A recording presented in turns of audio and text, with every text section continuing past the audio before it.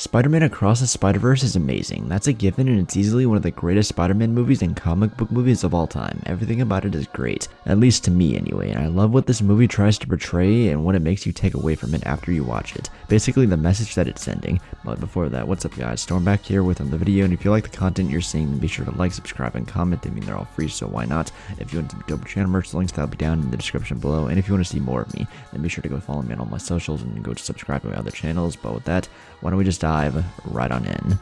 Now, there are going to be some spoilers for Across the Spider-Verse. Now, there were quite a few themes throughout the movie, with one being family and how important it is. First with Gwen and revealing more of her backstory, from how she got her powers and became Spider-Woman to her losing her version of Peter Parker. But it doesn't stop there, so as she's with Peter's body, her dad, Captain Stacy, finds her as Spider-Woman. He thinks that Spider-Woman killed Peter, and she struggles with this as her dad is the one trying to catch her. But when he almost catches her and she ends up revealing her secret identity, he still tries to take her in, which causes her to end up leaving her universe and going to work with Spider-Man 2099 and all the other Spider variants.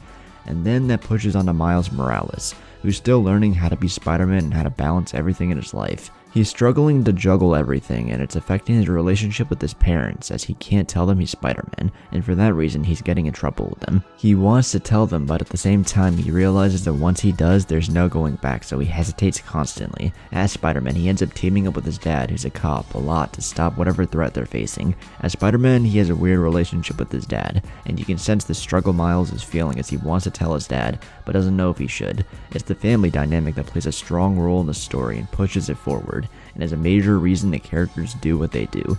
This culminates into the next big theme, that being making your story, and this fits Miles Morales perfectly. So apparently, the spider that bit Miles is from another universe, and he was never meant to become Spider-Man. He learned this from Miguel O'Hara, Spider-Man 2099. Obviously this shocks him, but he still believes that he was given this role, but throughout the movie, Miles just wanted to join the Spider Society, but can't because it's something called a Canon event. He doesn't really know why, and no one will tell him anything until he learns what has to happen. So in every major Spider's life, they're supposed to lose the police captain they've grown close to, and you see many different versions of Spider-Man, from Andrew Garfield and even Spectacular Spider-Man, have to go through this.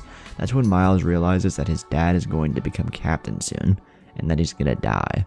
But the thing is, he can't stop it because it's a canon event and it happened, and if he tries to stop it, things are gonna get very bad for his universe. Obviously, Miles doesn't want that to happen, and pretty much all of the variations of Spider-Man and the Spider Society try to stop him from getting away. And with one scene in particular known as the Spider Dunk, when Miguel slams Miles down, he tells him that he was never meant to be Spider-Man, but like I said, Miles says that he's gonna make his own story. But then this all leads to the big theme that I took away from this movie, and that's what it means to be Spider-Man. While everyone is trying to stop Miles, he tells Miguel that it's wrong to just let someone die, while Miguel says it's for the greater good. And Miles says that as Spider-Man, they shouldn't let anyone die, and if they do that, that's not what Spider-Man stands for. That fits the character and ideology of the Wallcrawler perfectly. In the comic, 616 Peter Parker tries to save everyone he can. Even in the most dire situation, he never gives up. He would never let anyone willingly die just to save others. It doesn't matter if they're close to him or not, he's going to do everything in his power to save them.